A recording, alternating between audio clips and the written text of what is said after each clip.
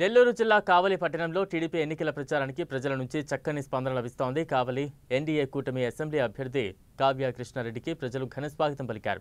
గజమాలతో సత్కరించి పూల వర్షం కురిపిస్తూ కావ్య కృష్ణారెడ్డిని తమ కాలనీలోకి ప్రజలు ఆహ్వానించారు.